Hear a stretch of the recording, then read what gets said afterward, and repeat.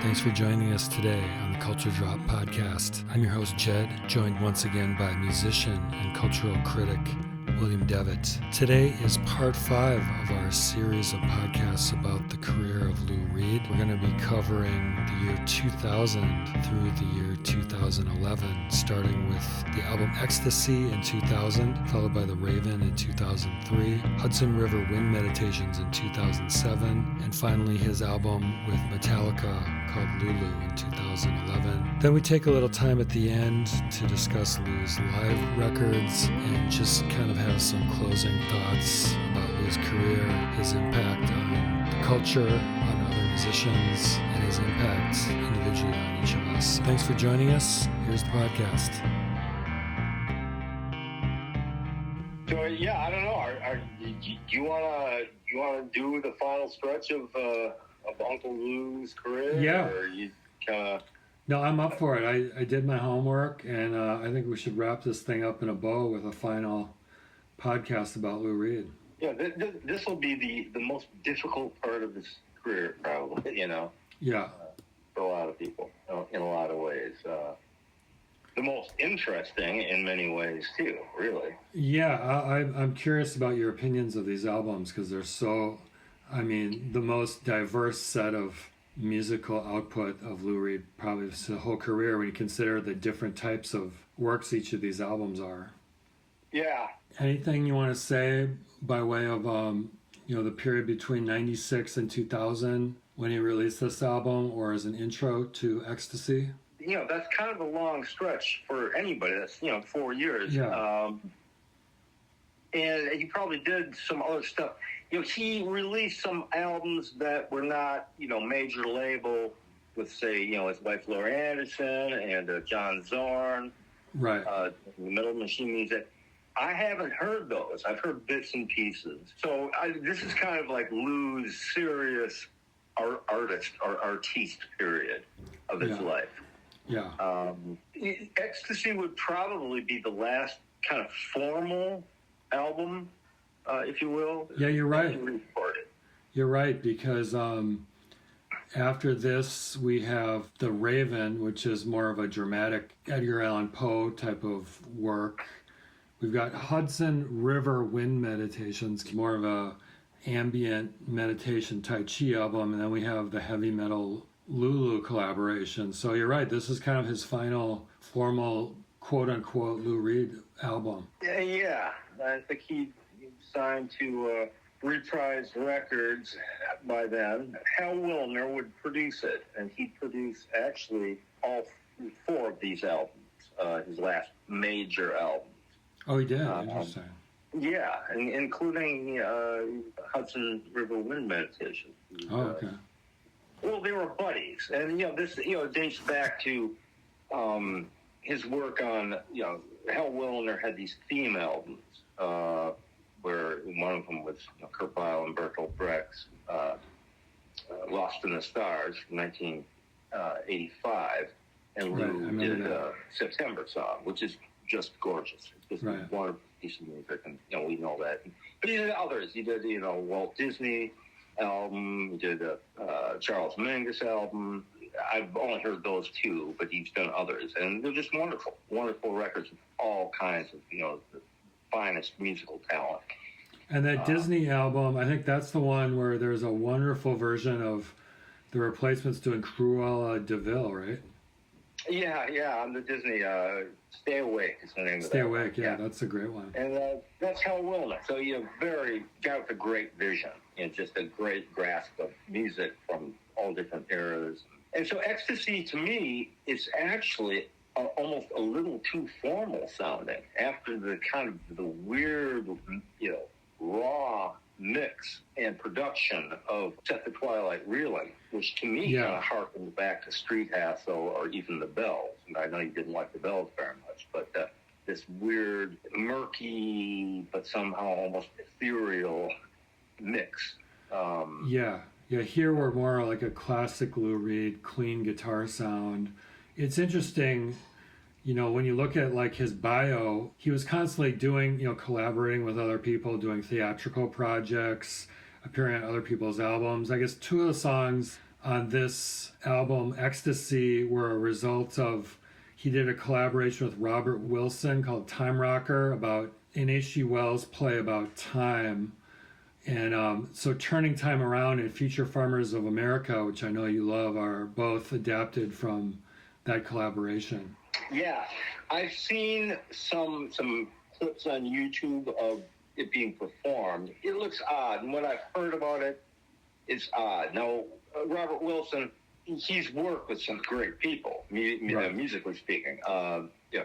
David Byrne, Tom Waits, the Black Rider album from 1992. It's just wonderful album. It's typically very bizarre, but it's even bizarre by Tom Waits standards. So I don't know much about the Time Rocker thing.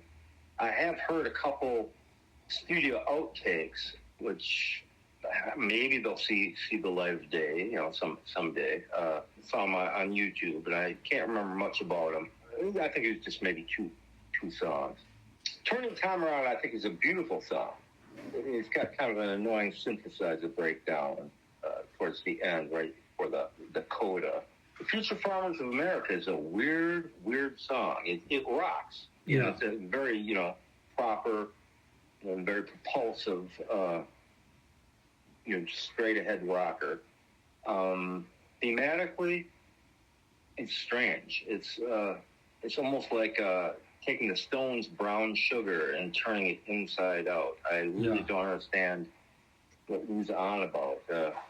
Somehow, a white guy who's a slave and his masters are black people, and it's a strange lyric. It's a very, very compelling lyric. Yeah. But what he's doing with it is sort of like it has to do with time, and somehow it fitted the theme of Robert Wilson's play or vision, and I guess harkens to H.G. Wells, who I'm not very well versed in. Yeah. The band is great. The band is really it's the main final band of his life, and one of his longest serving bands, even though he only really recorded 2 studio albums with them. But Fernando Saunders is back on bass. His tone has deepened, whether that came to him naturally or that's something that Lou wanted. Not quite as witty. Which you had pointed out he did on the Set the Twilight Reeling as well, right? It was a little deeper bass. Yes. Yeah. The production is much more conventional on this album. Yeah. And Mike Rathke is his guitar foil from the New York album and Magic and Loss album and those tours. Yeah. Or a great guitar player in his own right. So it's just wonderful. It's just guitar heaven, Ecstasy is. And Tony Thunder Smith on drums, and his Set the Twilight Reeling was his first album. Yeah. A wonderful but odd, eccentric drummer. There's a video live in Montreux, the Montreux, Switzerland Jazz Festival, and there's a series on Eagle Rock Entertainment of DVDs, and this is well worth picking up. It plays over half of the Ecstasy album.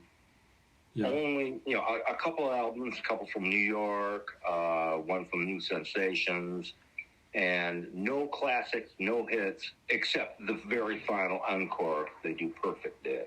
But no Sweet Jane, no rock and roll, no like that. So and you can see the band, how they work together as a 4-piece. It's like a master class in how a 2-guitar, bass, and drum rock and roll band could operate.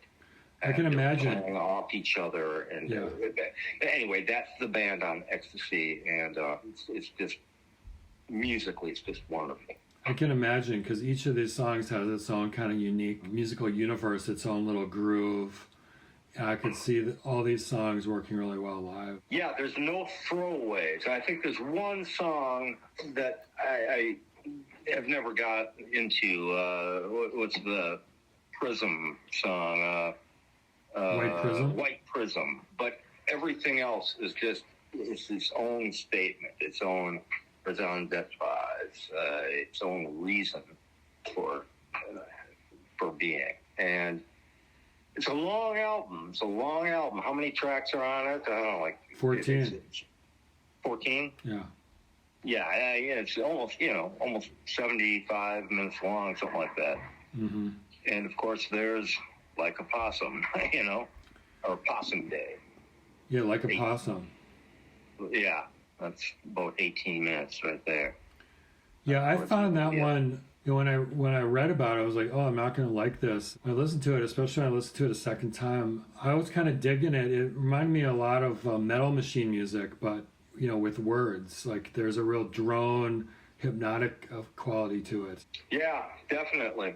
That the drone has been something that's been a constant thread in Lou's music, and whether he got that from his work with John Cale in Velvet Underground. Yeah, I'm sure he learned a lot of stuff from Cale. Yeah. But you got to remember that, Lou really simplistic, basic, raw, driving rock and roll. Bo Diddley, rockabilly. And what's the essence of those musics? It's a droning quality. The simplicity lends a forward movement via a drone. Yeah, I especially like when I hear you talk about that, like I think of like Bo Diddley or something where it is very kind of hypnotic and drony. Just like you drive the riff into the ground. It's just propulsive. The rhythm is there. Now with Like a Possum, there is no rhythm per se. There's no drums. There's a cadence of the guitars, right. But the bass and drums are playing off what the guitars are doing. It's clearly, improvised on the spot. The drums are just fractured. They just add accents. And the bass as well just sort of pops in and out doing commentary on the guitars. Now, usually it's the other way around in popular music, in rock and roll music. It's that the guitars, or lead guitar, usually they are the ones that are responsible for adding musical commentary. Right. On the rhythm, the propulsive, driving, droning rhythm of rock and roll, rhythm and blues based music.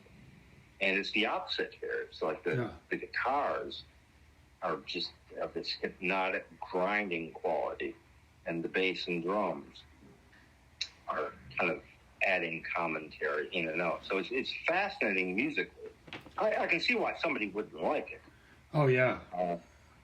This is without even addressing the vocal, Lou's vocal, or the theme of the lyrics. Right. I still have no idea what he's talking about with the possum thing. I think in New York City they do have a native possum population, kind of like squirrels. Yeah, maybe that's how I got the idea, because it's like the weirdest topic for a song, title for a song I've ever heard. Yeah, weird concept. But what he's on about, it's pretty heavy stuff. Clearly, him saying, this side of me is not gone. I may be a married, adult man who has fully embraced the artistic side of his craft, not just, the popular music side. Yeah. But that stuff is still there, another worthless night in bed, And that's a theme running. The Hudson River side, watch the rollerbladers, what they're doing. Yeah, I thought that was a really cool. I could just imagine. I could visualize myself like seeing that. I thought that was really cool. But I think you touched on, thematically. I think that's something running through the whole album. It's like, yeah, I'm quote unquote happily married, but I'm also Lou Reed, and I still have all these, relationship issues, maybe in my current relationship, or just things I've done in the past I'm not happy about, and this dark side, and I'm still trying to work through it. Yeah, it doesn't go away. He is what he is. He's, as Popeye would say, he am what he am. Yeah. And for those who felt that set the twilight reeling, and I think, critically, I think some writers said it was a sort of a Valentine, a love letter to Laurie Anderson. Mm-hmm. And it does have a great strength. Its romantic leanings tend to be very, very strong and very forward-looking and very up feeling on Set the Twilight Reeling.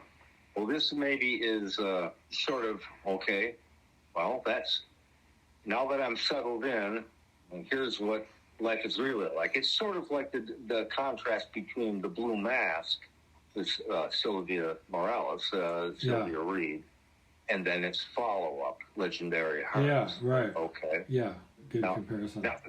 Now that I've settled in, and the highs aren't quite as high. Here's the middle ground I have to deal with. That was on those two albums. And this, it's a little more expansive, due just to the length of the album. Yeah. And the songs are very well crafted, very well thought out. I don't think there's any throwaway lyrics. You can get the feeling that all these lyrics really mean something to him. That's my feeling about it. It's a great sounding record. I really like the groove and kind of, not standard rock and roll, just straight ahead, the kind of jazzy groove of Ecstasy. I love the guitar in that. Yeah, that's an odd track. That's odd sounding. It's propulsive, and it's on the live, the DVD from Montreux, you can see how they played it. Tony Smith, the drummer, just plays a doombeck on that, with his hand behind the drum kit. He doesn't play drums at all, and that's what's on the record as well. But it's just Fernando's bass, this propulsive, bubbling bass, and then Rafke plays that simple guitar figure. It's a very strange. Everything about that song is strange. The lyric, I still have no idea what he's on about. Yeah. The Lou really started to come in. He'd always considered himself a poet and all that. And it's like, yes, of course, Lou. Yes, we understand that. And you're a great lyricist and great, but just like a lot of great popular music, it's doggerel. Sometimes it's elevated poetry, and doggerel can be poetry as well. Yeah, we'll get into that. There's a lot of that type of stuff in the next album, The Raven. Well, okay, that's going to be, Lou taking himself really seriously. And are we there? Are we at The Raven yet? We're almost there. There's a couple other things. There's just a couple other things I wanted to say about this album. Like I said earlier, I love the sound of it. I think it would sound incredible on like a really high-end stereo, like really loud. I love the sequencing of the record. I think the obvious choice would have been to end the album with like a possum, but it's cool that there's like this little instrumental after that, Rouge, and then finishing up with like a classic Lou Reed kind of great anthemic song, Big Sky, was kind of a nice way to sequence it, I thought. Yeah, isn't that wonderful how that works? I mean, after the grind of Possum. Yeah, he kind of lifts you up after that.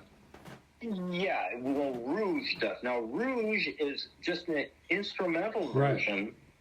It's not even a version. I don't know if it's a different take or if it's just the mixing, but it's essentially, I'm trying to read my minuscule CD copy here. Bear with me. Oh, sure. Baton Rouge, which is a song number right before. Oh, yeah. Okay. And it features the great Jane Scarpantoni on cello.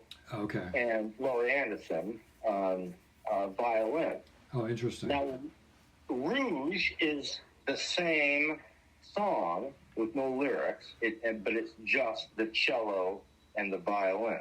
So it's interesting how, like a possum, is bookended by those two songs. And Baton Rouge is just, I don't want to say a mind-blowing song. It's very simple. It almost harkens back to the early, mid-'70s, the singer-songwriter tradition, Yeah. like James Taylor or people like that. It sounds confessional. It sounds autobiographical. It clearly isn't. Some details we know are not Lulu, but just as a song, a wistful song of remembrance and regret over a woman, a girl, a woman, a pattern of sadness and about relationship with women. Mm-hmm. And in the song, he marries, and then gets divorced, and the details are very, very precise in the song, and very funny too at times too. Yeah. But the sadness is just accentuated. It's just acoustic guitar, just Lulu on acoustic, but accentuated by the cello and the violin, and without any over emoting from the singer or fancy production techniques. Just a simple song with very well crafted, precisely crafted lyrics. It's just it's just a wonderful song, and a very odd song in Lulu's musical canon. Mm-hmm. But anyway, that book ends Like a Possum, and then you get Rouge, which is just the stripped down, the same song, but just on the cello and violin. But as you say, ending the song on Big Sky. Yeah. Boy, that's a pretty ferocious piece of music. Yeah. This great staggered rhythm, the bass and drums and the guitars, they're all over the place. It almost sounds, dare I say, sometimes like a Big Country, mm-hmm. The band. Mm-hmm. Just these wonderful tones coming out, and that lyric is defiant, it's joyful, it's just like a big middle finger to everything that's he doesn't like, or anything that's kept him down in his life or created negativity in his life. Just a big middle finger and saying, no, you can't keep us down. Yeah. Who that us is, people like Lulu's fans, people, who knows, but just a wonderfully uplifting lyric from Lulu on that song. Just a wonderful way to end that album, which goes through so many emotions, with grace, with humor, with outright anger, with genuine error sometimes. Rock Minuet is almost difficult to listen to. Yeah. The pacing of it.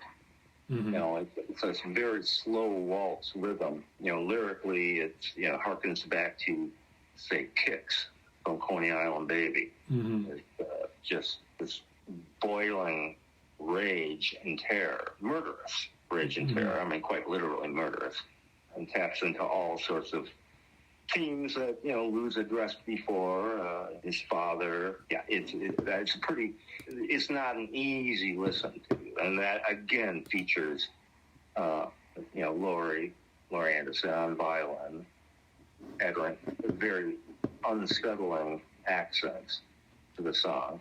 Yeah, the pacing, the sequencing of the album, I think, it's really wonderful. Yeah, it sounds like we both agree it's probably one of his best.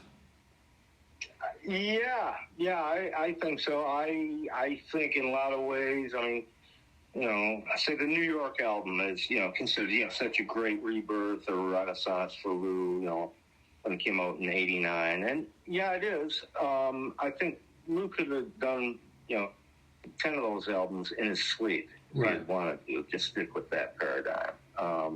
Musically speaking, this album, I think it sounds like there's a lot more of himself put into it. It's not just the same repertorial quality that he had, say, with New York and Magic and Lost. It's far more personal. Yeah, and like you had singled out Rock Minuet, and I was just reading here that Lou Reed must have liked it. It said, Julian Schnabel recited the lyrics while appearing with Lou Reed on the Spectacle Ellis Costello show. I don't know if you ever saw that, where he'd have a Yeah, I've seen the video of it, yeah. Must have meant a lot to Reed, too. To me, it's a difficult song to listen to. In the context of the album, makes sense. Really, only Future Flowers of America I don't get in the context of the album. Yeah, I think that doesn't really fit. I agree. Thematically, I mean, musically it rocks. It's a great rocker, but thematically, I don't get it. And Lou's vocal is wonderful on it, the way he really scats, very rhythmically punctuated phrasing. Sometimes live, Lou in his later years just went off and just did whatever he felt like vocally as far as phrasing. Yeah. We'll see some of that when he had his last album, Lulu. But live, I'll stay in performance. But in the studio, he could always nail this, even when he was, trying out different lyric and phrasing approaches. He always seemed to nail it very well. That's probably one of the reasons there aren't many outtakes or alternate takes of really much of anything in his entire catalog. Apparently he worked really fast, and he always just to get the song down and done, done, not belabor, songs with multiple takes and different arrangements. Yeah, that's kind of how John Lennon and Bob Dylan like to work also. Yeah. Well, I don't know about Lennon, because I don't know as much about him as you do, but Dylan, he just completely changed the song.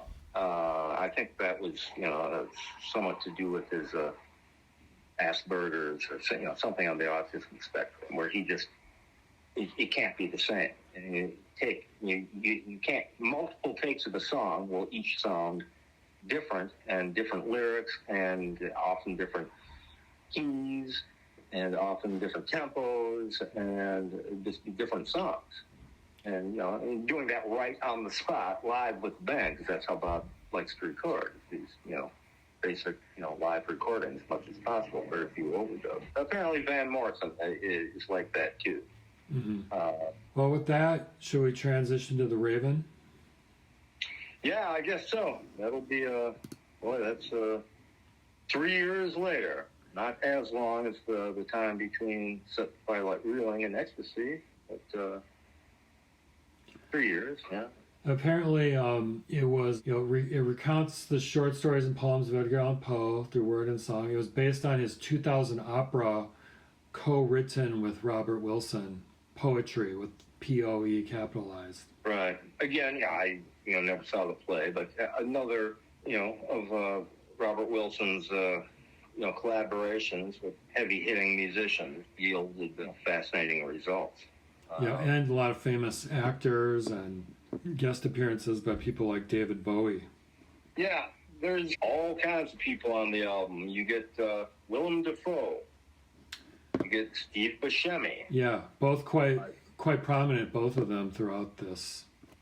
Yeah, I mean, they're wonderful actors. Film actors. Great for this type of project. They're great just listening to their voices. Yeah, it's strange because sometimes Dafoe will be operating in the voice of Poe, Edgar Allan Poe himself. Right. And then on other tracks, it'll be Steve Buscemi operating as Poe at various stages of his life. Right, and there's one song, maybe it's Broadway song, where Steve Buscemi is kind of like a cabaret singer, which is kind of fun. Oh, yeah, it's lovely. Just a delightful song. The band is just so groovy on it. Yeah. And hear the saxophones, blow, blow, baby, blow. And, of course, no sax comes on. It's trumpet. Right. That plays. I'm sure that was, very intentional. And that's, Buscemi. And who knows what he's operating there as. He's singing about Poe in the song. I haven't read. I wonder, how well versed are you in Poe's work? I was pretty well. I took a course in Poe, and read like basically all his short stories, and wrote papers about it and stuff. And so he's an interesting guy. I don't know if you know this. He basically wrote the first detective story. I'm pretty familiar with his stuff, but it's kind of like this album. Like I read it and I was, okay, I've been there, done that. It's not necessarily something I want to come back to. And then a lot of the stories are very just clever, like little mind tricks, just little twists and turns in the story, doppelgangers and all kinds of interesting ideas that he comes up with. A really great great writer, for the world, and a great American writer as well. Yeah, I've read, I can't even say how much of this stuff. When I was growing up, we had at my house that I grew up in I believe it was 6 or 7 volume hardback, the complete works of Poe. The publishing date was 1890s. So these had belonged to one of my grandparents. Okay. And my parents had inherited it. And I actually carted it around for a few years, and I just don't know what happened. Some of them, they were in pretty good condition. Yeah. I've read, I can't even remember what I've read and what I haven't. Minor stuff versus the famous stuff, Telltale Heart or whatever, Fall of the House of Usher. So a lot of the references on Lou's album, The Raven, some of them, and then some of the names I'm not familiar, or I don't remember, or I just can't put 2 and 2 together. Yeah. I can't even tell what he, the story goes is that Lou rewrote a lot of this stuff. Well, under what auspices, what conditions? He wrote it in conjunction with Robert Wilson, or he literally took, say, the song, The Raven, the track, which is just Willem Dafoe reciting The Raven. Yeah. Well, that's not the original, clearly. There's a lot of, things that Lou changed to make more contemporary or more, less oblique or less, apparently, even in his time in, the early, mid-19th century, Poe himself was using a lot of words, a lot of verbiage that was considered archaic even at the time. Mm-hmm. By contemporaries. And this is according to Lou. And I believe that's true. I certainly believe that. And if you go back and read, there's some odd words which weren't even in common usage, the 1840s, or, and so I guess Lou took liberties with some of that stuff. To me, it's just, and to have some of it in song, some of it operates as, say, a radio show from, say, the 30s or 40s in American radio, when radio started to become very big. Let's say H.G. Wells, some of the songs, the proper songs. It's hard to tell, for me, what is Poe, what is Lou, where the two meet, what is rewritten, what is just suggested by Poe or inspired by Poe. Yeah, and then there's certain things like Broadway song or a few other things that don't seem to be Poe related that somehow Lou thought would fit with this. Yeah, and that type of music was probably started, that what we would call big band jazz, or was probably invented around the turn of the century through Dixieland originally, or then ragtime, and they started calling it jazz in the 20s, and then later on various offshoots, bop, hard bop, and in the big band tradition. That song's obviously in the big band tradition of the late 30s and 40s. To me, it's a wonderful work of imagination. How Lou thought, that song will have that feel. And topically, the lyric is Poe himself as a man and as a writer, as an artist. That's the top of the song. Under, the guise of this lighthearted, big band, sort of lounge jazz feel. Yeah. what, Lou, where are you coming from? You're insane. That's just one example. You mentioned it, and so that's sort of my commentary on it. They're all over the place. The musically, let me just look at the track list here. So it starts out with, I love to listen to this album in its entirety on Halloween, by the way. It just fits. It fits the temperature, the weather outside, everything, and more obvious, reasons. But The Conqueror Worm, now that's just Willem Dafoe. And, that's a famous short story of Poe's.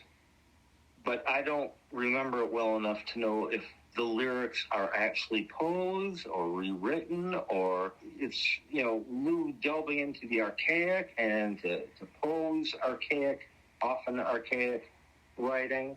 To me, it's very foreboding. And the backing music on that track, clearly Lou, his guitar, emulators and all the effects that he started using towards the end of his career, the end of his life.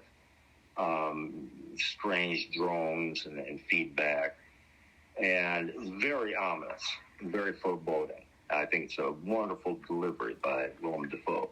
Overture, that's just a musical thing. It's like a theme. It's like the beginning of the Magic and the Lost album on the very first track. Mm-hmm. The introduction, the overture that introduces what's good.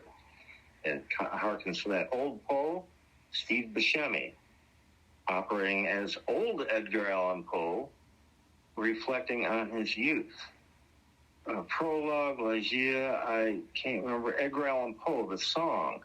He's a fierce rocker. It's fierce. I think Robert Christgau wrote in his column, his review of the album, he gave it a B+. We have to admit, I think he said, let's be frank, literary criticism seldom rocks this hard, which is a funny way of saying, yeah, it really rocks mightily. It's just the band with a hard saxophone horn section, and Lou doing his shouty man vocals, shouting about the wonders, the greatness of Edgar Allan Poe. It's certainly not your boy next door.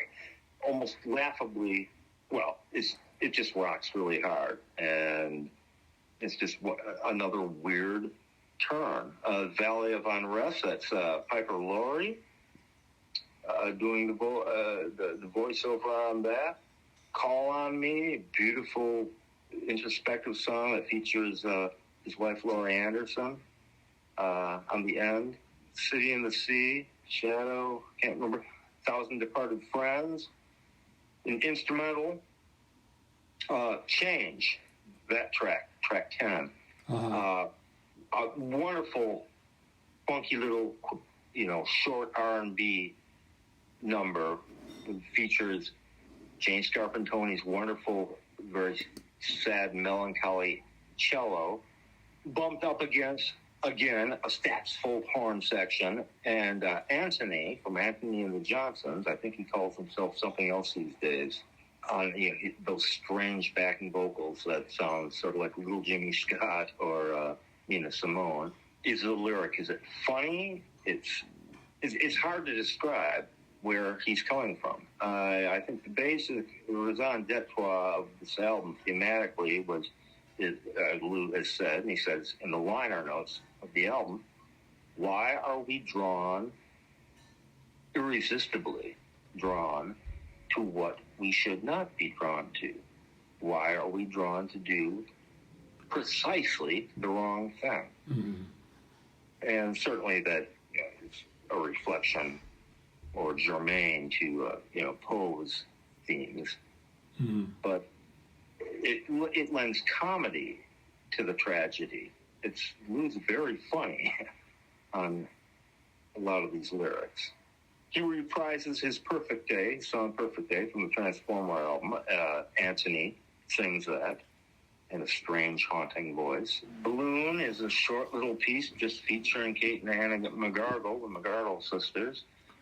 What that has to do with Poe, I have no idea. Yeah, let's hit a pause button on Balloon. I love this song. It's such a beautiful little song with the McGarrigle sisters, one of whom I think would pass away not too long after this album was released.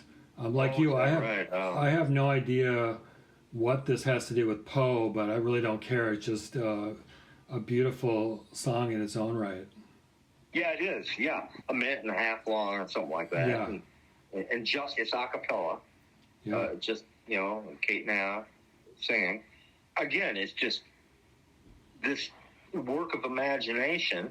Lou doesn't care who he's pissing off, confusing, infuriating. It's one of the most entertaining albums I've ever heard, in its broadest sense of entertainment. The second disc, you have the Broadway song, which we've talked about with Buscemi, Telltale Heart, Blind Rage.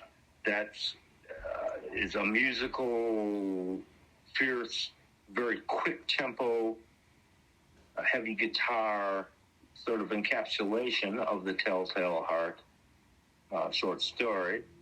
Burning Embers sounds like Dr. John, except Lou sings like he doesn't even sound like Lou's deep, low, gruff voice. It's got a heavy New Orleans rhythmic feel to it. Yeah, that's a strange voice on that one. Yeah.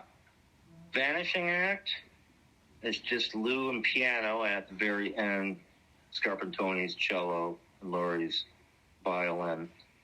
And the song is almost barely there. It's so quiet, so tender. Yeah. And it's like the Lou's voice could be, on the third Velvets album or the Transformer album. It's like Lou could really sing, beautifully, even in his older age, when he wanted to, what the song required or what he felt the song required. Just a beautiful little song, and just so slight sounding, but it's not slight at all.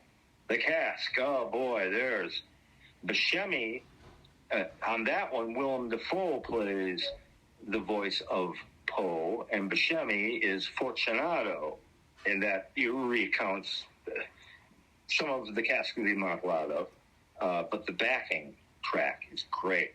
It pops in and out of the mix. It's just the band playing laid back bluesy jazz number, and Lou playing some just really just classic Velvets atonal lead guitar stuff underneath it. Guilty, boy, and there's the spoken word. That's Carrie Fisher doing it. Strange lyrics. The song version of it is just Tony on drums, Lou on bass, Fernando on guitar, and Ornette Coleman on sax. And a few years before Lou died in 2013, I guess, on his website, Lou released 4 or 5 different takes of that song. Yeah, I remember that one had a good groove to it. Oh, yeah. There's a great groove. It's a great groove. And the unreleased takes are all the same backing track. They were just different takes from Ornette Coleman on the alto sax. And just instrumental without Lou's vocal. The lyric and the vocal, well, you just have to hear it. It's funny, it's sad, it's horrifying, it's intense, autobiographical. It's as contemporary as today's headlines in the news. It's just a great track. I Want to Know, 5 Blind Boys from Alabama. Oh, that's a great one. Vocals. And that's, you talk about Lou trying to be like Otis Redding. I think he was really inspired by these guys to try to match their singing. Oh, yeah. And Lou actually sounds terrible on it, vocally. Yeah, he didn't quite pull it off, but you could tell what he was going for. Yeah, exactly. But you actually have the Blind Boys doing the backing vocal harmonies. Yeah, that's pretty cool. And then whichever one is doing the call and response with Lou's vocals. Yeah. This laid back, simmering R&B groove. Very simple in just the band playing. Wonderful track. Science of the Mind, another strange, just piano track. And Lou's voice sounds like it could have been from 1972. Mm-hmm. Hot Frog, you've got with Bowie. It's a very short song, just about 2 minutes long. What's the Hot Frog? Is that from Poe? It is. I actually, because I really love this song. And while we were talking, I clicked, that one had a hyperlink. And it's based on a Poe story. It was originally called Hot Frog or the 8-Chain Orangutans. The title character, a person with dwarfism taken from his homeland, becomes a jester of a king, particularly fond of practical jokes. Some people think that Poe wrote it as a revenge song on like some woman he knew. But just musically, he just gave Bowie this very short song, and I just love what Bowie did, and it's got the cool, like full-on, Bowie harmonies, and he sings it with... Right, aren't they great, the harmonies? David doing the harmonies as well. Yeah, I mean, he just Bowifies it to the max, and it's just one of the really great Bowie tracks. Yeah, it is. It's a great track. Too bad it's so short. I know. But the Hot Frog, now the thing with the orangutans and how and there will be a spoken word piece there, and the dwarf, the court jester who's a dwarf, and there will be a couple spoken word pieces, and the practical joke is he will have the king's court come to a ball, dressed in petticoats and dressed in various costumes. He will somehow get them to hang from the chandeliers and then somehow sets them all on fire and as revenge. And I don't know what that is from, but there will be a couple songs. Every Frog Has His Day. Tipitinia's Speech. Tipitina, I believe, is maybe the girlfriend or the dwarf court jester. Track 18, Who Am I? Subtitled Tripitinia's Song, is a great song. Now, this version they used, it's with drum machines and synths with a laid-back sort of modern R&B, vaguely funky feel. Yeah. They recorded another version that he released the next year on a double CD called The Essential Lou Reed, I think it was, or New York City Man was the name of it, and with all remastered tracks from his career, including the Velvets that Lou oversaw the remastering of.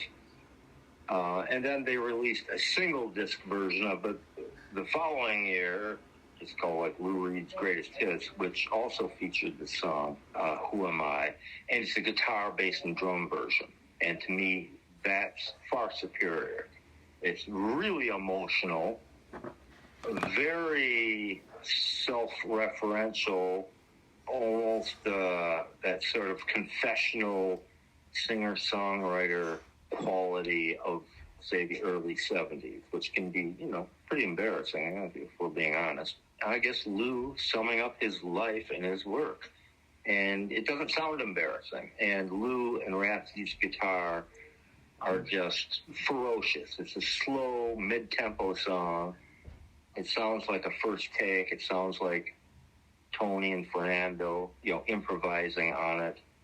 And features, again, Jane Scarpantoni's cello, amidst these just, grinding electric guitars. And it's just a beautiful and heartbreaking feel sonically, even without Lou's somewhat dramatic vocal take. His vocal is more subdued on the album. Yeah, there's like 3 or 4 songs, on this whole Raven package that are like classic, like Lou Reed songs. I think that last one, Guardian Angel, is one of them. But yeah, amidst all the dramatic stuff going on, there's a couple like just classic, more traditional Lou Reed songs. Yeah, there are. And, he released a single disc version of this album, which concentrated more on the traditional song tracks. Yeah. To me, the album is the double album, period. It's like, I don't know, take an album, Sgt. Pepper or something, and saying, oh, we're only going to have, side one be the album, or so, whatever. To me, everything is of a piece. It all goes together. You can't. Yeah. And if you absorb it in its totality, it may not make sense, but well, it'll make some kind of sense. The second to the last track before the Guardian Angel track, which is a strange, again, it's almost self-referential, Lou talking really about himself and to himself. What about the assault on your ears of the music in that song? Well, that comes before Guardian Angel, and that's a good reason that Guardian Angel is the final song of the album. Discussing his extreme anxiety, extreme, at least monopolar depression, imaginatively, citing, say, Carl Jung or James Hillman, what might be done about such crippling mental and social conditions as extreme anxiety and depression. And the music's very gentle. Anthony's voice fades in and out. You're talking about Guardian Angel now. A Guardian Angel, yeah. Anthony and Fernando's voice fading in and out of the mix. Wordless vocalizations. A beautiful, beautiful horn section playing long tones on it, just against this quiet electric guitar riff. Light percussion accentuating it. It's a good thing they ended it with that song rather than the song that precedes it. Fire music. Yeah, and fire music, that's just a real assault on your senses with industrial noise. It's almost unlistenable. The album, I believe, somebody suggested that this song particularly was Lou's response to 9/11. I think the entire album is. I could see that. You want horror? You want real horror? Well, here's American horror dating back to the early mid-19th century. Fire music, that's updated. That's contemporary. That's as contemporary as the Twin Towers falling. And again, that's just Lou on his guitar. And it makes Metal Machine music, the entirety, or any of the four passages on Metal Machine music, sound kind of quaint. Yeah, it makes it sound like easy listening ambient music. Ambient, yeah. It's pretty ferocious. Yeah. And it's very short. I don't know how many, is it a minute long, fire music, or a minute and a half, 2 minutes? Yeah, I don't know. It's short, but it seems like, because it actually builds in intensity as it goes on. Yeah. And so there's Lou with his guitar and whatever gizmos he's got running through it. It's, safe industrial. That doesn't do it justice. To me, it's a wonderful track. And you say it's unlistenable? Well, they said that about Metal Machine music, and I know you like Metal Machine music, and I do too. Yeah, I do. To me, it's a necessary piece for this album. It makes sense. Sure. And it comes right after Courtly Orangutan, which is a Hop Frog scene that you mentioned. It's the king's court or cabinet being burned alive, and that's a spoken word piece. And you have to remember, most of the spoken word pieces have backing music, which is largely performed by Lulu on his guitar and with his various effects. Mm-hmm. And sometimes, the whole band or, various members. But, a lot of the spoken word pieces have musical backing. But fire music comes right after. Burn, monkeys, burn. Yeah, I think it's just it's an incredible piece. The album is not for everybody. Individual songs here and there can be pulled out and added to a mixtape, as we used to call them, a compilation. But as a piece of work, I think Lou finally. But yes, Lou, we get it now. You are a true poet.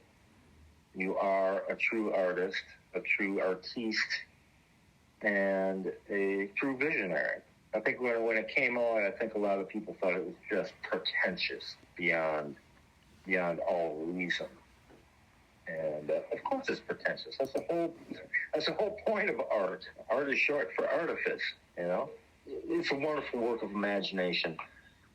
But the band, the instrumentation, the music on it, even when it's subdued or in the background, is very, very engaging. Dare I say, I'd love a release of just the backing tracks without, the vocals or the spoken word vocals over it. That would be cool as hell to listen to. Well, okay, there's my take on The Raven. I really, really like the album a whole lot.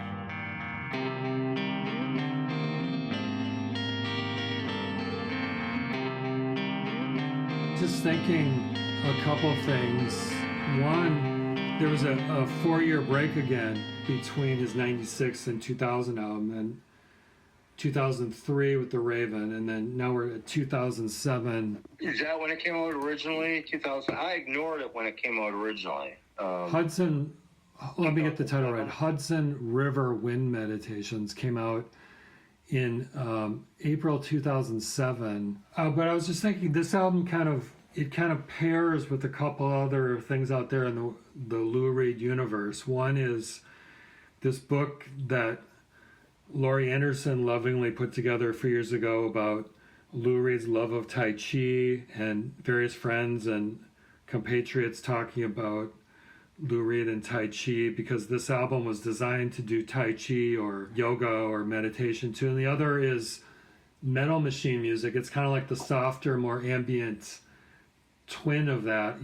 They both have 4 tracks. They're both kind of extended instrumental pieces, but there's also kind of a connection there, perhaps. Oh yeah, I can see that. And on the re-release that was just released, I think last year, remastered, I guess. The liner notes, Laurie's asked about that, and she says, yeah, she can see not the comparison with Metal Machine music, but see the sort of lineage. Yeah, I agree with that.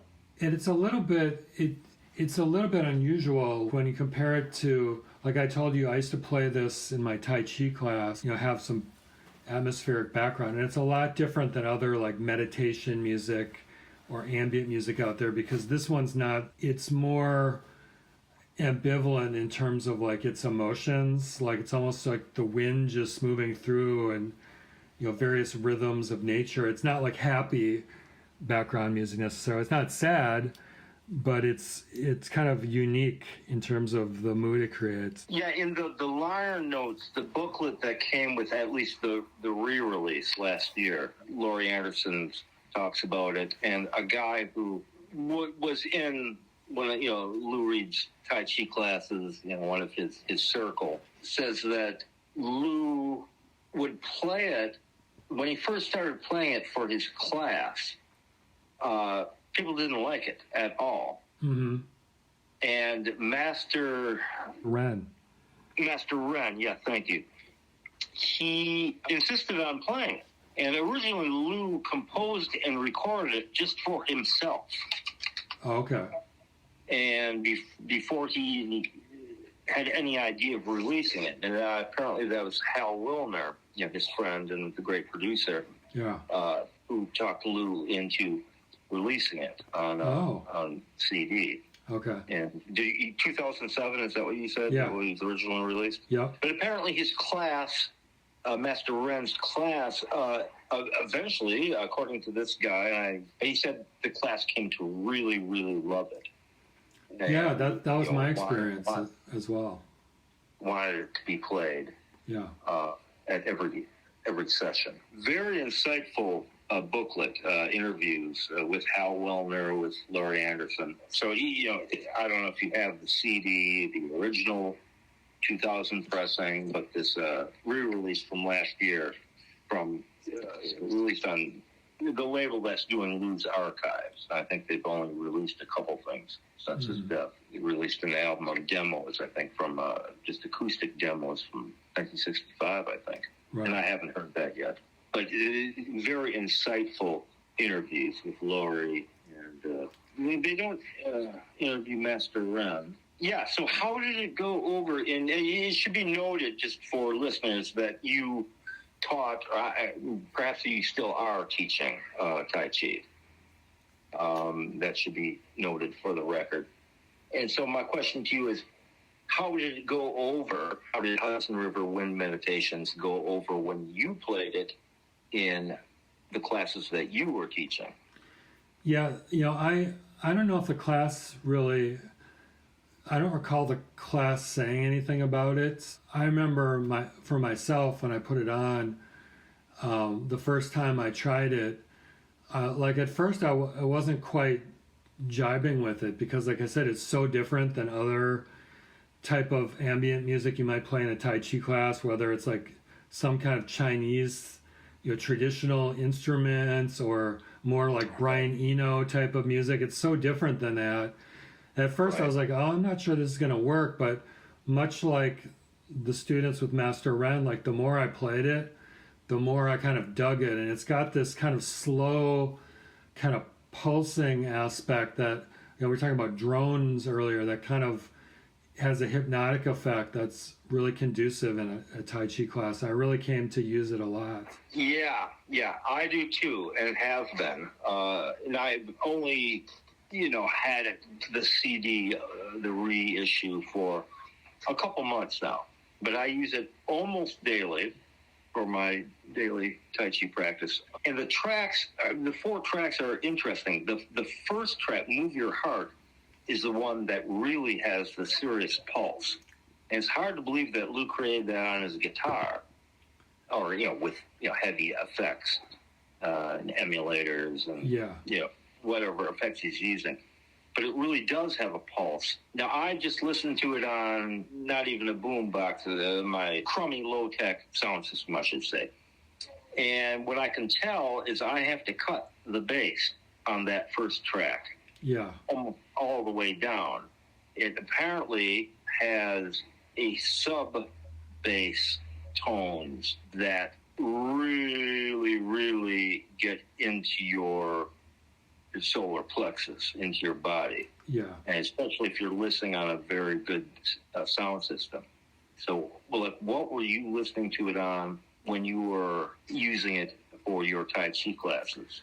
Just a boombox or something even smaller than that? So a small speaker, Bluetooth speaker. So you wouldn't have gotten the really low resonant things. But I've listened to it on better systems, so I know what you're talking about. It's interesting looking at the track, the length. The second song, Find Your Note, and the third one, Hudson River Wind, seem like those are both from the same piece. It's weird. The length of the first 2 tracks are like around 30 minutes, and then the last 2 are really short, which is an unusual way to sequence it. They're not all of similar length.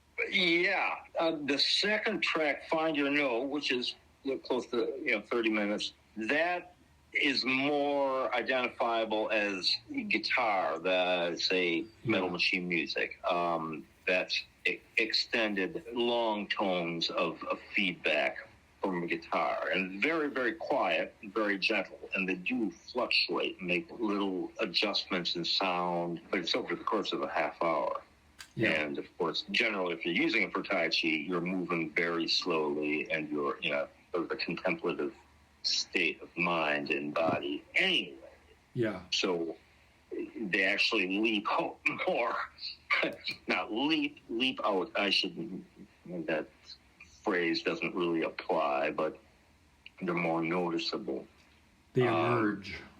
Now, the third track, Hudson River Wind Blend the Ambience, is the subtitle.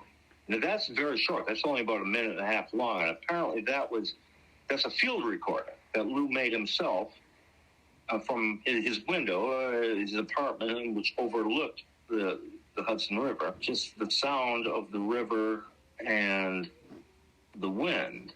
And Lou did some tape manipulation, and it's almost not there. You almost can't tell that it's there. And it's very short.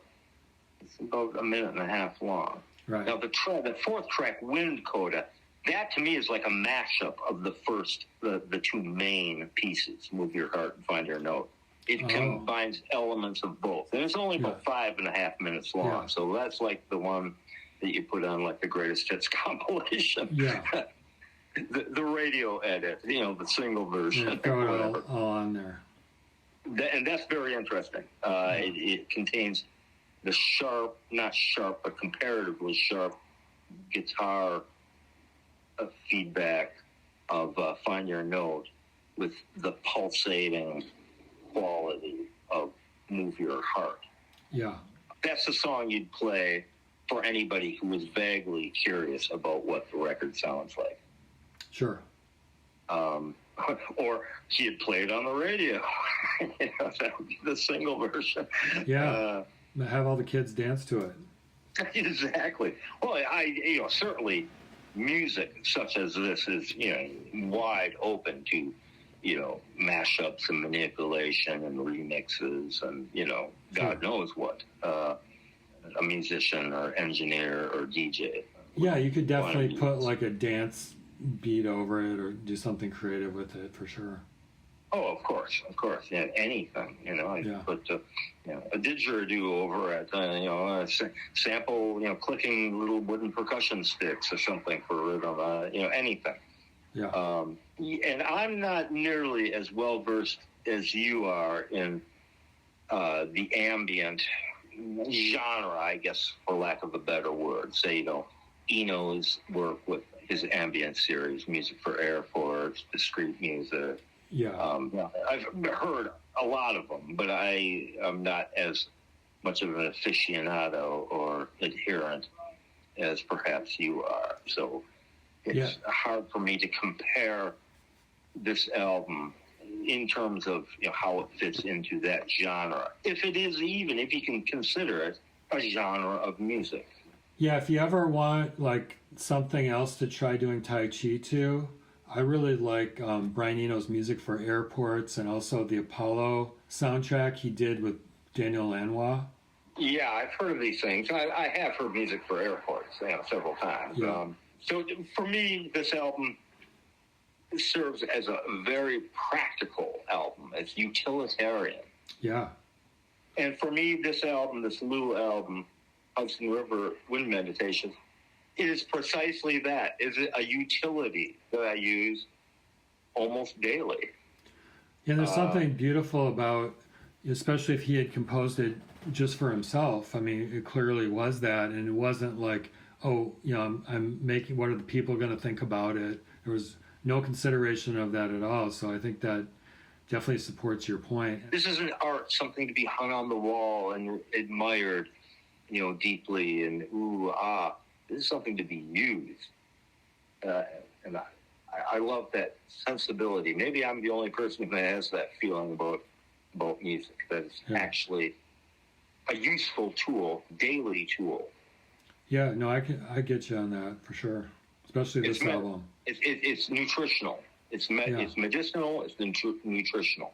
Yeah. It serves a real, definite, and vital purpose in my life, and obviously the lives of probably most human beings. And it's people first started banging two mastodon bones together in rhythm and chanting. Back when we still had hairy bodies.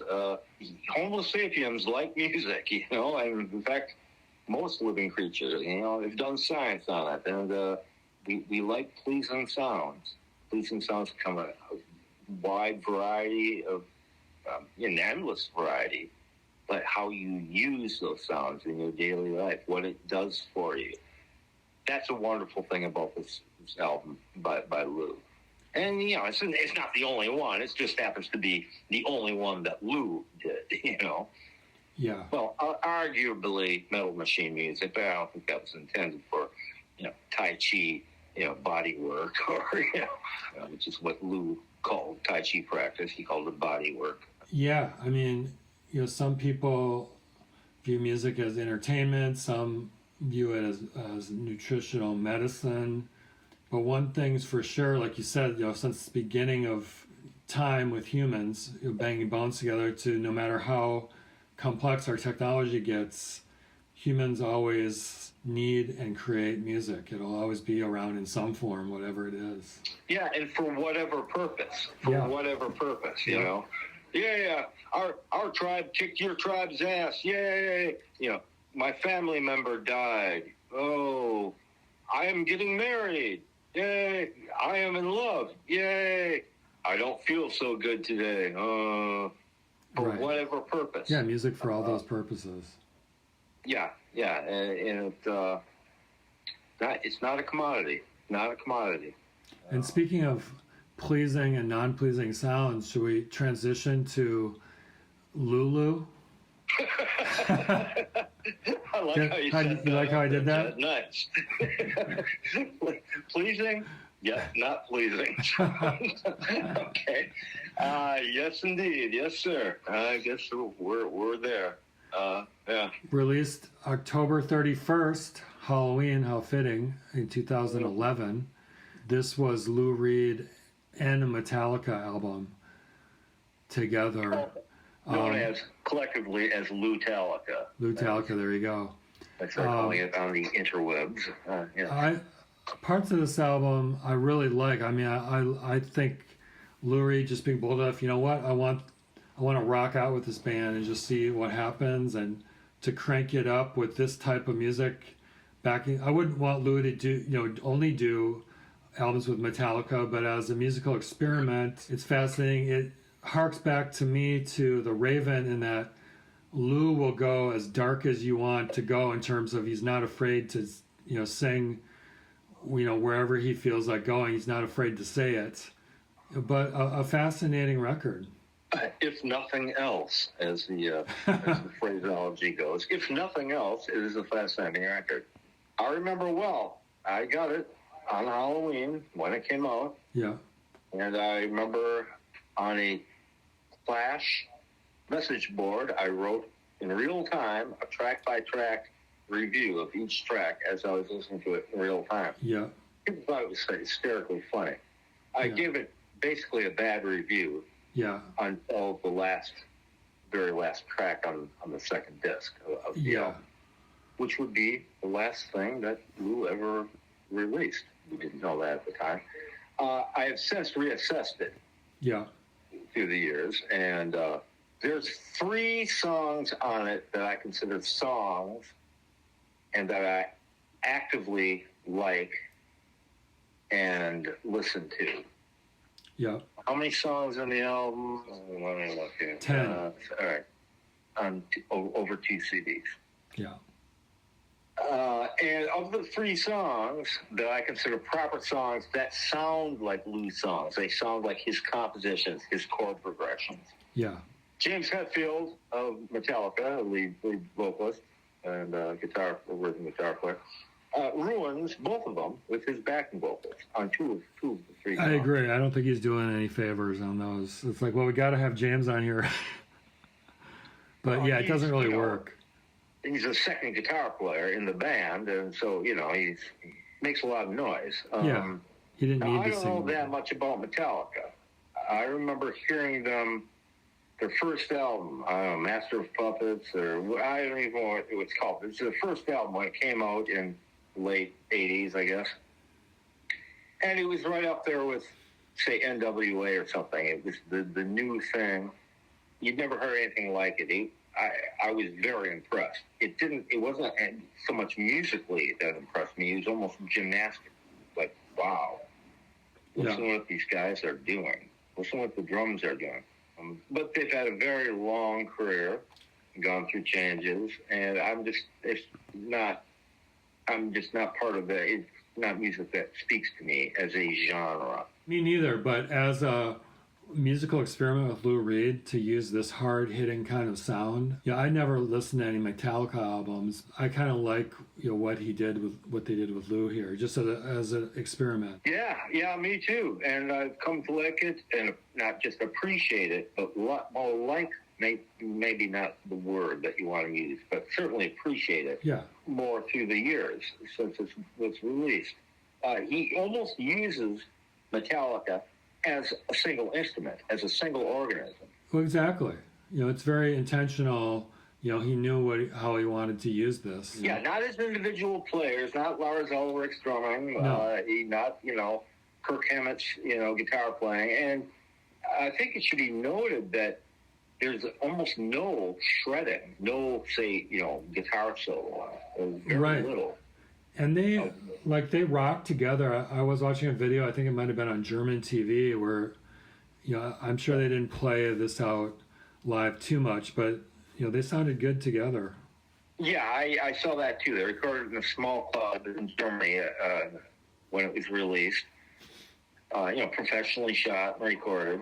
Yeah. And it's a strange video. And it had an interview too, which is also strange, with Lou and Metallica. It worked. Now, Lou's guitar playing, it's hard to decipher. It's clearly Lou wouldn't want to, and perhaps can't play those chord progressions of the material that is clearly written from a musical standpoint by Metallica. Yeah, now, interestingly, to your point, just looking at the credits online, Lou Reed is not credited as electric guitar. He is credited as playing acoustic guitar and this unusual fingerboard instrument called the continuum. Yeah. I think the continuum is something that he was using on, say, parts of some of the background music on the Raven. Okay. And he explored that more in the trio that he did with his wife Laurie Anderson and John Zorn, who's primarily an alto sax player. But I believe it's an effect or trigger used by his guitar. I'm not really sure. It could be a keyboard. It could be just a computer.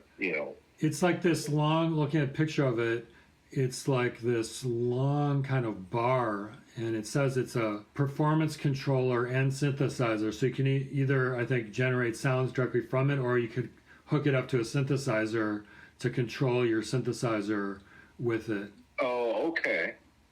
Is this a mass-marketed thing, or is this like a custom thing? Yeah.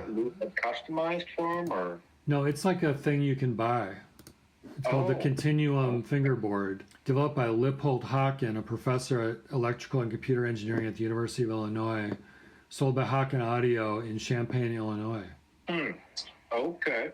Of the tracks that sound like Lou wrote them musically, the album starts with the song Brandenburg Gate, and it starts with Lou on acoustic guitar. It's clearly Lou. Yeah. It's got, the ragged sort of aggressive attack that Lou had, particularly when he's playing acoustic. And that, to me, it's three chords. There's no bridge. There's no chorus. Mm-hmm.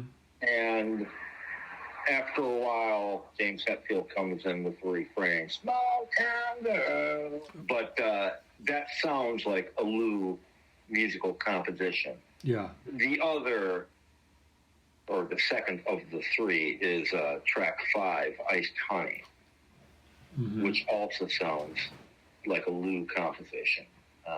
Again, no chorus or bridge. But the guitar figure, I don't know if that's James Hetfield or Kirk Hammett, but it's a very cool guitar figure. That's sort of the signature hook of the song. Yeah. It's very cool. And it's very, very melancholy and sad, as well as being angry and aggressive, which suits the tone and the vibe of the song. And what about The View, which was the single and the one that had the video? Yeah. I am the table. I am the... Okay. Hetfield's voice actually works on that. Yeah. Because it's so bizarre and so aggressive. It's hard to pick out, aggressive compared to what else on the album. Yeah. It actually kind of works on that. It's not pleasing at all. Yeah. There's very little that's pleasing about this album. Yeah. Pleasing to a civilized Western person, or just a civilized or even uncivilized person, Western, Eastern, Southern, Northern, any kind of person, really. And that's part of the point. And also, it should be said, there's a theatrical side to this. much like The Rave is inspired by Edgar Allan Poe. This album is based on two Lulu plays by the German playwright Frank Wedekind. Again, he's using a work of literature to inspire a lot of the themes of this album. Yeah, and I know nothing about him after the album was released. I, looked him up promptly on Wikipedia and found out what I could. And I believe Robert Wilson was involved in this as well. I could be wrong on that, but I don't know. A play based on Wedekind's work. I have seen the silent movie of a movie based on one of Wedekind's a novella or a complete novel, one of the Lulu stories, Pandora's Box. Oh, okay. It is what it is. It's a 20 silent movie based on weirdness. I hesitate to even call it misogyny, the themes of this album, or the Lulu plays. It's something else. I can see why Lou would gravitate towards it. It's the extreme. It's the taking of extreme emotion and extreme thought patterns and processes, and bringing them into the light of day, showing via music and via words what a person is feeling about being snubbed by a girl. That's what it is. It's like being a 16-year-old guy and being turned down by your crush, the girl that you have a crush on. And this is the manifestation of it in its most extreme. Right. So to your point, I can see why he would choose Metallica for this project. This extreme heavy metal sound kind of gives the lyrical content that hard edge that, you could be feeling in that type of situation. Yeah. Lou knew what he was doing. Yeah. With this. How it came about, they're at a Rock and Roll Hall of Fame ceremony or something, and Lou did Sweet Jane with Metallica, maybe 2 songs. And I've seen the videos, and they're awful. Metallica's just awful. Uh-huh. And, Lou's playing guitar with them. But Lou apparently loved it so much, backstage he said, guys, we got to work together. We got to do something further. And I said, good idea. Let's do it. And so a couple years later, they started working on this. It's strange. It's what are you thinking, Lou? Are you going back to like what a standard middle American teenage boy would be feeling and thinking in their most extreme, confused, ugly, borderline misogynistic states of mind and states of feeling? The ideal musical soundtrack for it. I'm not saying that Metallica's all dumb. Apparently they have some smarts about them. I just don't know their work that well, and I'm just not interested enough. But I've heard people say they have some astute points, socio-political or philosophical points occasionally. And it's like we'll get to like the dumbest music that you possibly can get, the most aggressive, dumb, punishing sounds that you can get, and I'll write a libretto for it that's equally ugly. We'll just make the ultimate in ugliness. Why Lou wanted to do it at this point in his life, God knows. Yeah, and like how Lou died of liver-related issues just 2 years after this album came out. I don't know how sick he knew he was when he made this album, but think about this whole trajectory I've been on, covering his solo career that started in 1972, right? And then you go back even farther into the 60s with the Velvets. What an unusual way to end your album career with a piece of music like this. Yeah, it is strange, yeah. And you can say, well, there were, antecedents with, say, the Rock and Roll Animal Band with Hunter and Wagner. They sound positive, they compared to, the Metallica album with Lulu, they sound like, the Beatles, Yeah.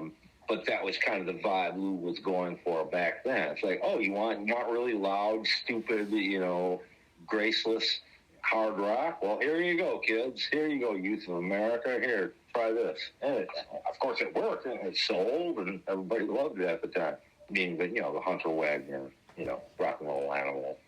Yeah, apparently it was a bit of a mixed bag in terms of its reception. It was his highest charting album since Sally Can't Dance, but after it came out, the sales plummeted pretty quickly. What he's going for with Lulu, I don't know. But we should, the last song on the album, which would be the last official release of Lulu's life, Junior Dad, we should mention that. Sure. What do you want to say about that? What do we have, 20 minutes, 19 minutes? 19 minutes and 30 seconds. Yeah.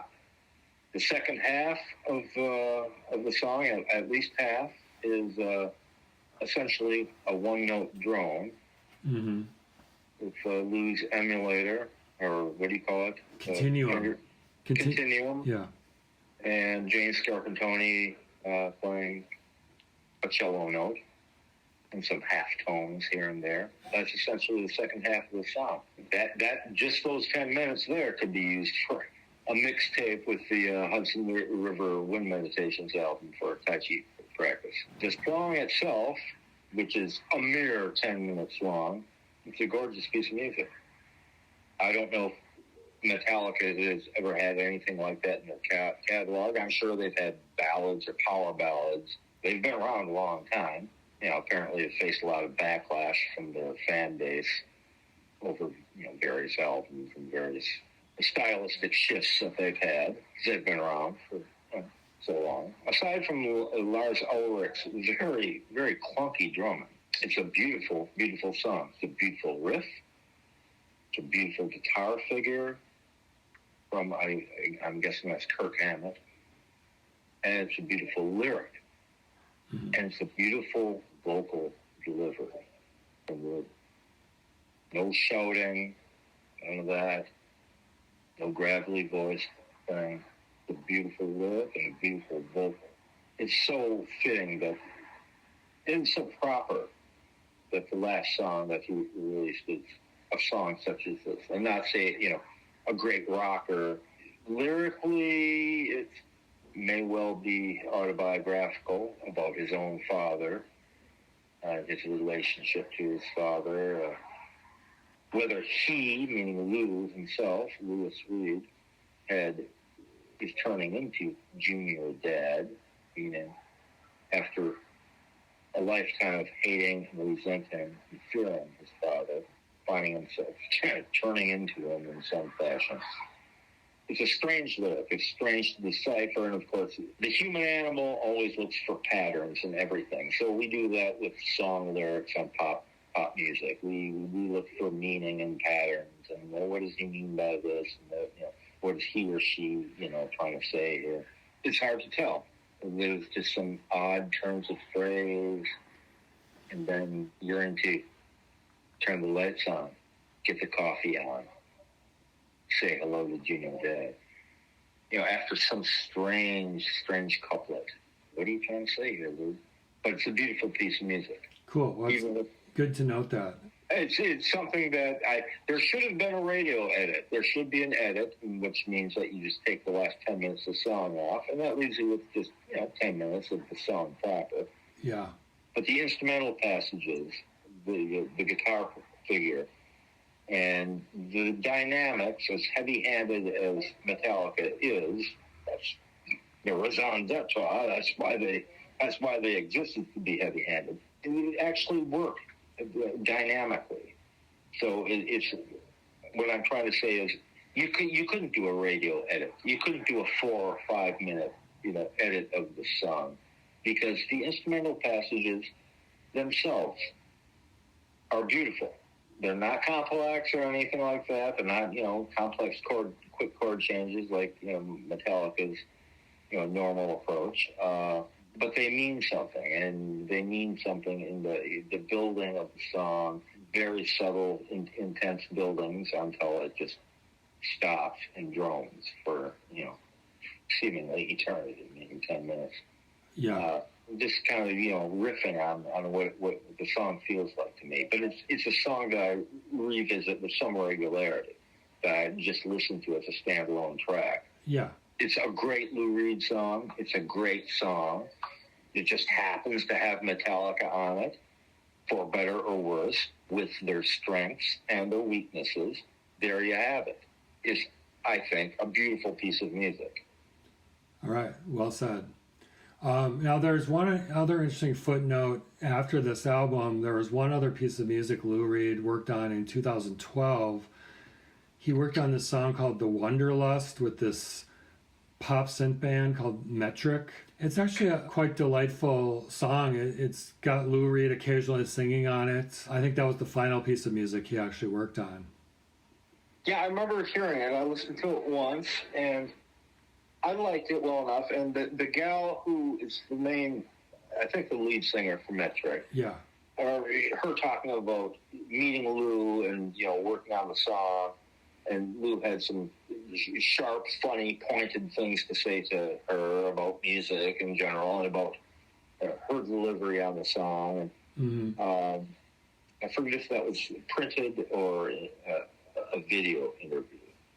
I just can't remember. I don't remember that the song did a whole lot for me, and I really didn't know that much about Metric until I heard about this song. And they sound like a band that I really, or a group, an act that I really wanted to, check out and get into. And I just never got around to it. And I don't even know if they exist anymore, or they've broken up. Or yeah, I don't know. I remember they were big around that time. Another thing I wanted to mention before I forget is you told me about that Lou Reed song on the Friends soundtrack. Yeah. What's that called? You Were Loved? Yeah, I listened to that several times. It's a great song. I really, really like that song. Yeah. I think it's not just a good song, but a great song. It's a great song. It's one of his best, I think. A great Lou Reed song. Yeah, I'd put it in probably top 10. I know that's hard to say. Certainly top 15 or top 20. But it's very short, 2.5 minutes long. And again, what's he on about lyrically? What are you getting at? But it's just the images somehow they seem indelible. They're curious and peculiar. The emotion, the feeling behind it. It's a very tender song, a very sweet song. Yeah, it just reminds us, when you come back to it, Lou Reed, think about his day job before even the Velvet Underground. Like, he's a very talented songwriter who, okay, you want a song for a TV show? I can give you a great song to fit that mood. You get the feeling he could create so many different genres of song if he wanted to. Yeah, I wonder if he did write it for, write it to spec. Write it for the series. I have a feeling he didn't. I'm just guessing that it's just something he felt would fit it, but who knows, right? It is whatever, if it was to spec or not, it's just a great song on its own. Yeah. I always consider it, part of, or an outtake or whatever from the Twilight Reeling album sessions. Yeah. And it's clearly the same band as Fernando on bass and probably Tony Thunder Smith on drums. And otherwise it's just, Lou doing acoustic and one or two, electric overdubs. Very, very simple song, very sweet song. And funny, too, heartbreaking and funny. You take Roscoe, he ain't much. People say things are ruined after his touch. It's like a tar was dripping from his brush, but you don't know you were loved. And just a great voice and great phrasing, and just, classic, classic Lou. Yeah, guitar, bass, and drums. Final thoughts on this Lou Reed solo career. One takeaway for me is, he was just so prolific, not only in the albums that we discussed, but all the live albums and videos. I've got my work cut out for me. There's so many, like we were talking about the Montreux performance today. All these different performances at different eras of his career that are great live performances that I'm really looking forward to exploring. Yeah, for he toured in support of the Raven album, the Edgar Allan Poe album. Oh, he did? And with Fernando playing bass and Fernando manipulating electronic drum machines and pulses. Okay. And I think Rasky, and that was it. And, oh, yeah, I think James Carpentoni on cello. Mm-hmm. So, you know, a little four-piece band, and he released a double CD of that, and it's beautifully recorded. I think it was recorded at the Wilton Theater in L.A. A couple songs from The Raven. He actually does The Raven with him instead of Willem Dafoe doing the narrative. Oh, okay. For that tour, he had his Tai Chi master, Master Ren, along, would play on stage while the band was playing, would be doing Tai Chi forms. Yeah. And there's a breakdown, there's a point in The Raven, I think maybe at the beginning of it, before the actual narrative starts. You know, it's just, you know, a lyrical piece. I think it has, you know, a drone in the background, you know, cello or, you know, rap, doing a subtle guitar feedback thing, where the only thing you hear is Master Ren's feet slapping on the stage, the wooden stage of the theater. Uh-huh. Interesting. Very, very, very quiet, but it's a quiet album. It's not a big rocking album, although it's got life aplenty to it. It's very alive. So that's called Animal Serenade. Yeah. And it's a very good album. It's hard to, and, you know, Lou, you know, his voice changed, so when he's doing old songs, he's changing, messing with, you know, the phrasing, and, you know, sometimes doing his shouty man thing, and so you have to either accept that or get used to it. You know, like all bets are off. You know, I'm old Lou Reed and I'm doing my thing, and here's my Tai Chi instructor. And if you don't like it, you know, there's the door. So I don't know if he had any other major live albums. He's got, I mean, maybe not major, but, you know, if you look at his discography, there's all kinds of live albums, all kinds of live videos throughout his career to explore. Official bootlegs, or, you know, even, you know, bootlegs that have fallen to public domain, FM broadcasts, you know, have been released, and, you know, some very good ones too. Another thing, just observation, you know, just culturally, like Lou Reed, because of the type of music he was doing, you know, he always remained kind of relevant in the culture, you know, within his kind of indie music niche, you know, wherever he lived, as kind of both revered by college radio or indie music or alt music or whatever the various things it was called. It's kind of a godfather of that, both with the Velvet Underground and his solo stuff, and also just his continuing ability to reinvent himself, you know, not copy himself, remain relevant while still, you know, putting out interesting work throughout his career. Yeah, he never adapted, you know, musically or thematically, a formula. Right. Say, like, my boys, the Stones. The Stones, you know, adapted, they created a formula for themselves around 1969. Exactly. And they've been using that same formula album after album after album, right up until last October, their latest album, Hackney Diamonds. And yeah, you're right. I love them. I love their work. I think I think every album works. Yeah. Lou never did that. Oh, see, the Ramones. The Ramones, you know, had a formula. This works. We're sticking with it. Very few changes, and when there were changes, or, you know, they were very subtle. Or say a band like AC/DC, with, you know, has, you know, a great dedicated following, and I'm not a fan, but I can see the appeal of a band like AC/DC. It's a formula. It's all the same song. No, you're right. Before we get too far afield, any final overview thoughts on Lou Reed's solo career? You know, a man for all seasons. Yeah. He's an artist that no matter where you were at in your life, what you were feeling, no matter how odd he was as a person, no matter how odd or strange the topics are strange or something that you're not, you know, familiar with or used to, or a milieu of people that you're not used to being around or whatever, you know, take Walk on the Wild Side. There's something comforting about Lou's approach to music. Yeah. And there's something, not just his vocal delivery, which was conversational. Yeah. It was conversational as Chuck Berry's was. Mm-hmm. But it sounded like he was actually just thematically, he was really trying to convey something. Not, all we are saying is give peace a chance, or power to the people. Nothing like that. Just here's a slice of life. And you can see where he, had the audacity, the pretension of saying, well, I'm trying to write the great American novel in song. Okay, yeah, maybe. He came up with that later in life.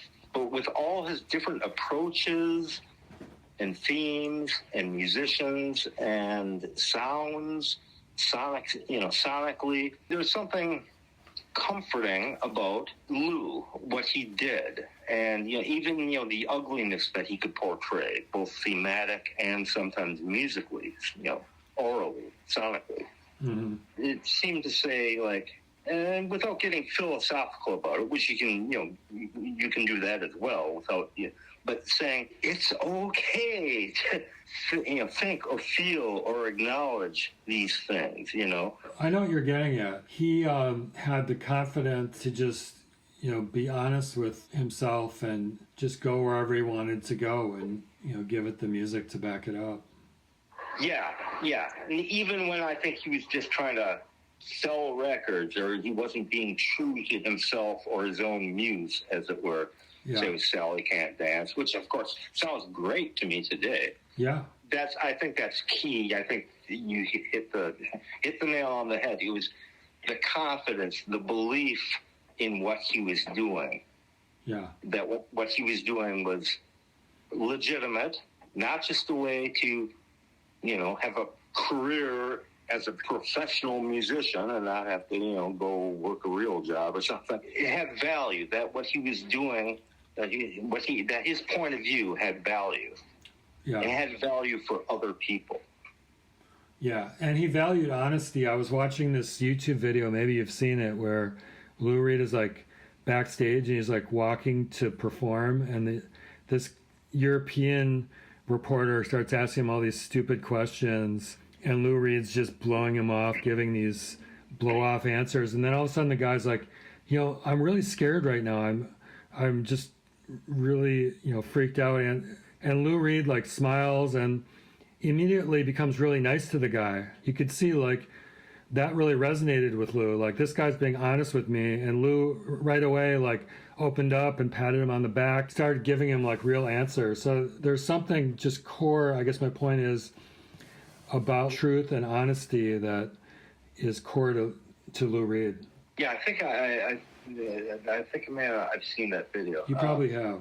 Yeah, so you can read biographies. There's a lot of them out there, some better than others. It's hard to know. And there's the old maxim, trust the art, not the artist. And if there's one artist or act that really applies to, that would be Lou Reed. Yeah. Definitely trust the art. It's comforting. You're there. You're good. As long as you're listening to that song, you're, no matter how ugly or disturbing the song may be, or sweet, hopeful, and gentle and graceful that song may be, you're there. You're okay. You're getting something. There's some exchange going on between you and art, or the gods of art, or whatever. Would you want, Lou Reed in 1974 to be, hang out in your living room or something like that? Oh, probably not. No, you might not want to be the godfather to your children, but that's okay. Yeah, well, but who knows? Maybe those are just stories. Maybe it's exaggerated. He certainly exaggerated a lot of stuff himself. Yeah. Exaggerated his own behavior. Admitted later on that he was exaggerating his own behavior for the press that was in it, for the shock value, to sell records, sell concert tickets. I don't know. He's a complex dude. In many ways, probably if not more so, complex as, say, Bob Dylan. Yeah, there's a lot of similarities there in terms of Dylan has said, or people will say of Dylan's music, it's all there in the music, if you listen to it. And Bob could be cantankerous with people. He could also be really friendly. And I'm sure, with his own family, he could be a really loving, dad or uncle or whatever, depending on the situation. I'm sure Lou Reed had that side with Laurie Anderson and, people he worked with in bands too, just depending on if he liked the person or not. Yeah. So there's an honesty. There's something. It sounded like real human existence. It sounded like, even though I didn't know, I never hung out at Andy Warhol's factory and didn't know the, characters and denizens of Walk on the Wild Side. It sounded honest. It sounded like the way real life operates. There's something very New York City about it, right? About that honesty.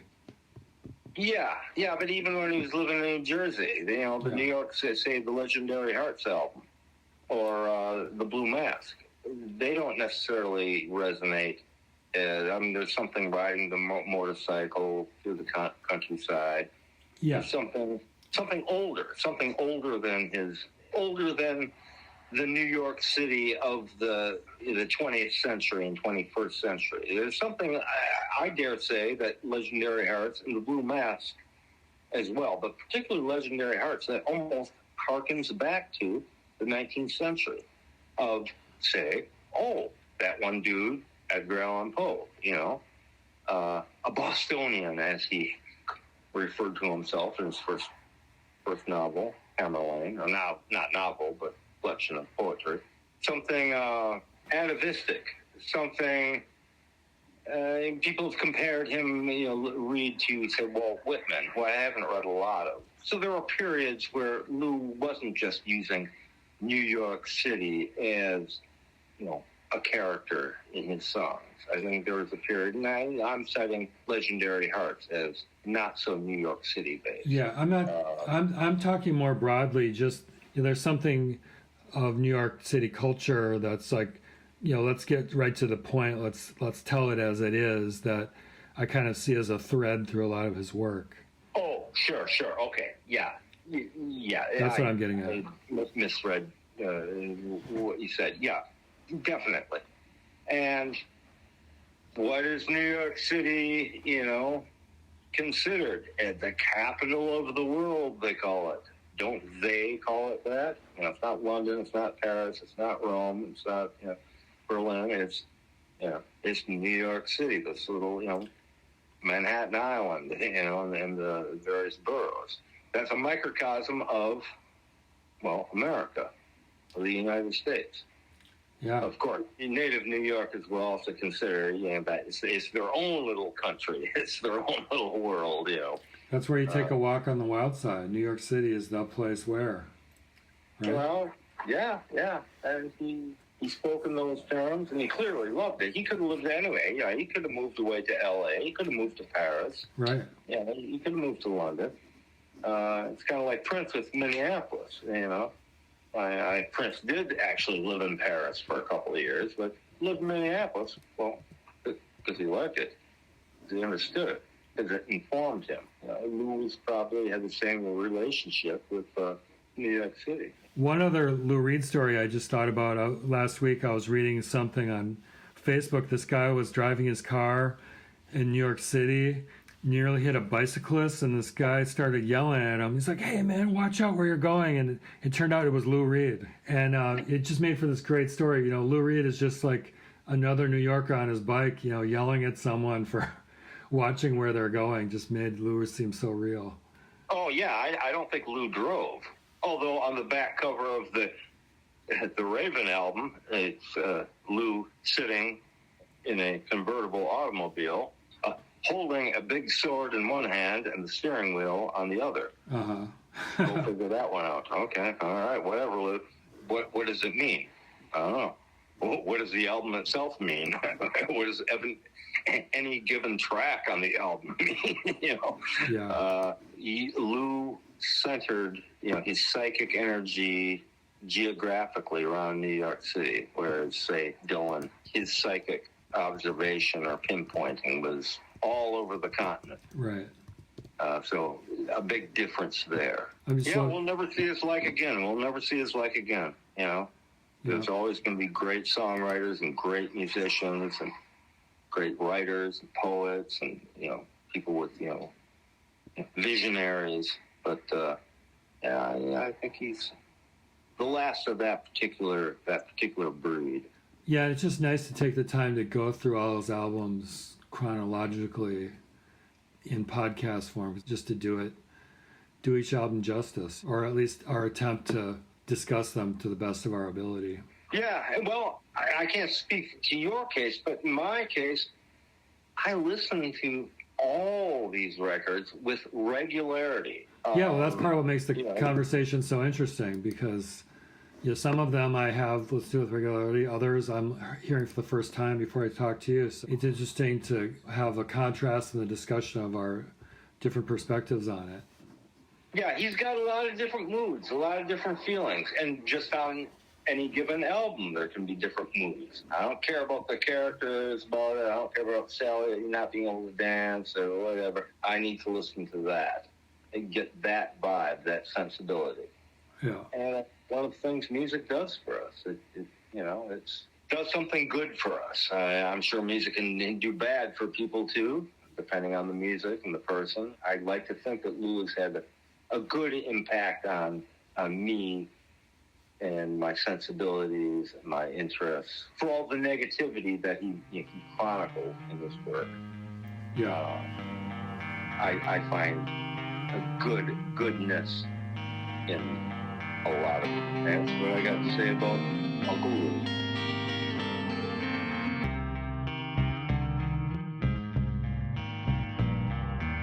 Well, that about wraps up the Culture Drop podcast series on Lou Reed. That was part 5 of 5. We hope you enjoyed it. We'll catch you next time.